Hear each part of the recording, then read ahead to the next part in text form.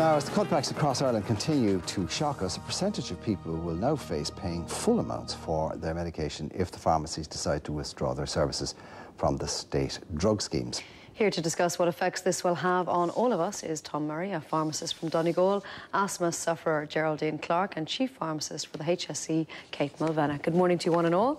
Geraldine, I'm going to come to you first because you're going to be directly affected by this, like many, many, many thousands of other people who won't be able to get their medication, might have to travel many miles and might have to pay an awful lot more for it. So how is it going to affect you as you understand it?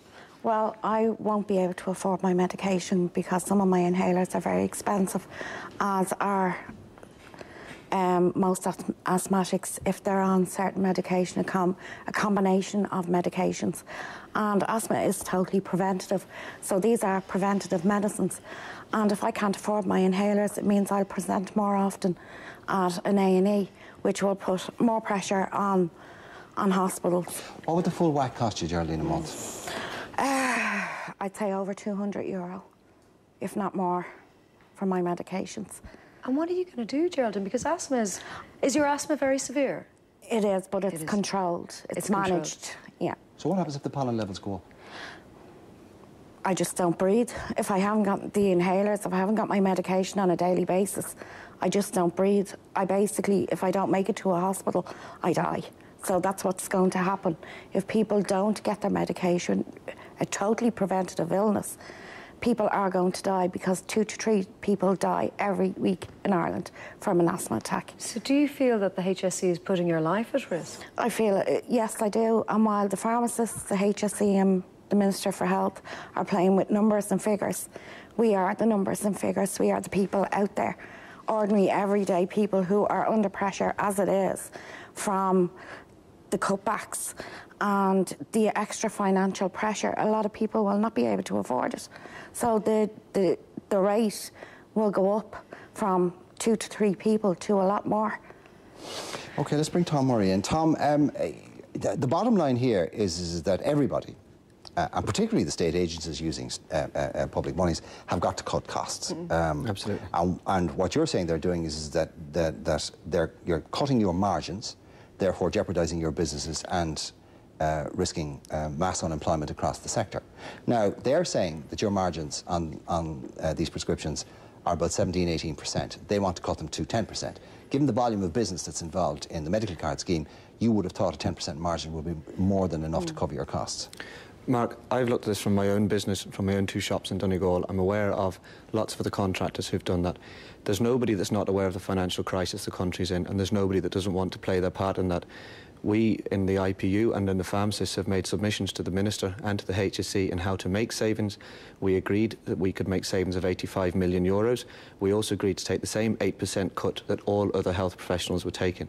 The Minister decided that she didn't want to talk to us about that, and she brought in a legislation where she gives a 34% cut. It's not about cutting our margins, it's cutting our ability to provide service. When I look at my business, the cuts that have been imposed on me will prevent me from providing service to patients like Geraldine, patients that I care about and patients that I don't want to be withdrawn from service from. This is not where I want to be. I want to be back home, operating my pharmacy, providing service to my patients. I just know that from the financial implications of these cuts, I can't do it, and that worries me. And for that reason, I'd better withdraw from the service and try and get the Minister to talk to me. But in the meantime, we've got patients and people like Geraldine who need your help, and you are, in effect, withdrawing it. I understand why you're explaining you are, but your primary concern is for the people who come into your chemist looking for medication to prevent them losing their lives at times. My primary concern is always for the patient as a professional pharmacist. That's what pharmacists do. I'm not withdrawing my care from the patient. I will be there to offer all the advice I can to the patient, all the help I can to the patient. The HSE has drawn up a contingency plan where they have told me they will be able to provide the care to my patients. In my own performance in Donegal, I think that won't work. I think it's a fig leaf cover, and I don't think it'll provide the care to the patients. Are they asking you, in effect, to subsidise the dispensing of these medicines? We have always, in my opinion, subsidised the state, the GMS fees that we do. The GMS is underfunded, and not part of what we do to subsidise that comes from the markup we get from 1/4 of medicines. We only get a markup from 1/4 of the medicines. So it's a bit of an untrue picture to say that margins are high across all medicines. They're quite clearly not. We get a markup on 1/4. In fact, in Donegal, I get a markup on 1/5. For every 5 prescriptions I dispense, 4 of them are without markup. So that markup does subsidise the 4. What I would like to see is that the state schemes are properly funded and balanced, that we can continue to provide service in a professional manner. And I would like to grow the service and offer more professional services to both the patients and to the state, which would reduce costs going forward and would improve the care of the patients. Tom, if you took these cuts, are you saying that you would have to close your doors, you wouldn't be able to continue business? I'm saying if I took the cuts that have been imposed by the Minister at the minute, I would be out of business within a very short period of time. Kate, the HSE quite regularly gets a kicking in the media, but you seem to be in a rock between the rock and the hard place where this is concerned, because this is an edict handed down by the Department of Health and the Minister, which the HSE now has to implement. Would I be right in thinking, and I don't know whether you can say this publicly or not, but would I be right in thinking that you have some sympathy with the pharmacists?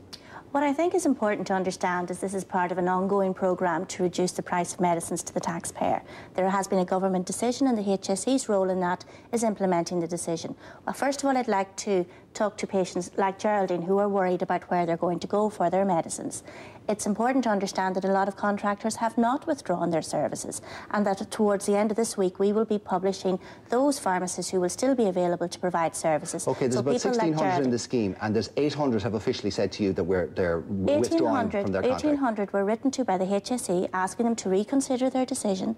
We asked them to understand the consequences of their decision, and we asked them to identify to us, if they chose to continue on with that decision, those patients who needed extra support. Effectively, half of all the pharmacists in the scheme have withdrawn from the contract. Effectively, what has happened is that 800 pharmacists have chosen to withdraw from the schemes, have chosen to terminate their contract under the new arrangements. But I'd like to make an important point, if I could, in terms of what Tom was saying, in terms of the actual remuneration that pharmacists receive.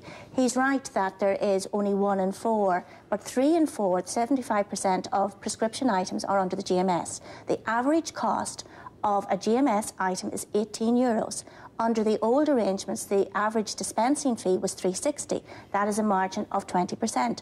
Under the new regime that the Minister has brought in, that will go up to €4. So that is going up to 25%. And on the 15 million, there's 55 million in the GMS, 15 million in the DPS.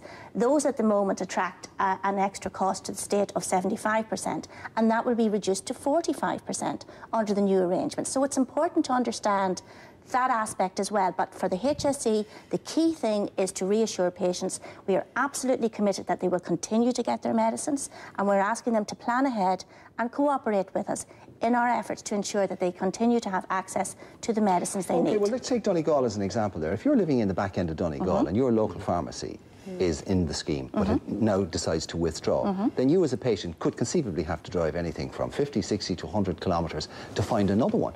So what happens if you don't have transport?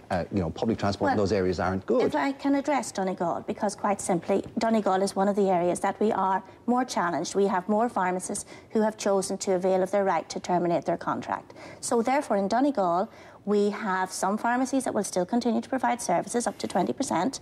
We have those alternative sites which we are operating ourselves in an effort. We recognise that will not be as convenient and as accessible, but we are making sure that people will have access to their medicines. We're asking them to plan ahead, to go to those areas where they have their weekly shopping, to those pharmacies that are there. Can I just bring Tom in, because he's been shaking his head violently throughout a lot of what you've been saying. Very quickly, Tom. Just shaking my head on 2 reasons. Number one, from the IPU's perspective, we are aware of 1,150 contractors who will be terminating service. It's 1,150, not 800. Well, there's a big meeting today, and more will declare their hand one way or the other. They absolutely could. Today is an information meeting for the IPU. I'll be at that meeting, but to this point in time, there's 1,150. In Donegal, 48 out of 52 contracts have said they can't continue with the costs. The HC have put in place 4 dispensaries. 4. For Donegal alone. We dispense 4,000 prescription items a day in Donegal, and they expect us from 4 remote sites which patients can't get access to. One of those in Inishowen. There's one dispensing site for the whole of Inishowen, which is a geographical area the same size as the whole of County Leitrim. And I would question the safety of asking any patient to travel those distances. To finish, Do you have faith in what Kate says at the HS? You don't? No, because what they're doing is they're playing with numbers, they're playing with money, they're playing with figures. What they're not doing is looking at what people really want, really need, and we're a faceless minority. And people are going to die because people are not going to travel. If you can't breathe, you can't travel. The HSE is absolutely committed to ensuring that people have access to their medicines. We are working extremely hard to ensure that... Guys, we're going to have to leave it there. I'm very sorry. We didn't start the problem. We won't be found wanting in finding a solution to the problem. We've asked the Minister for a meeting 3 weeks ago and she's refused to. If the Minister for Health will meet with us, we will not be found wanting in solving this problem. I have to say that from the IQC. Thanks very much, one and all. With both sides talking and coming to an agreement. The sooner you do it, the sooner you get an answer. Thank you very much. So get on with it, I think, is the basically the message. If you're at home and you're concerned about getting your medication like Geraldine did, do text in and do let us know, and we'd love to get your feedback. Right, coming up, we're finding out how scientific research here in Ireland is trying to help asthma sufferers.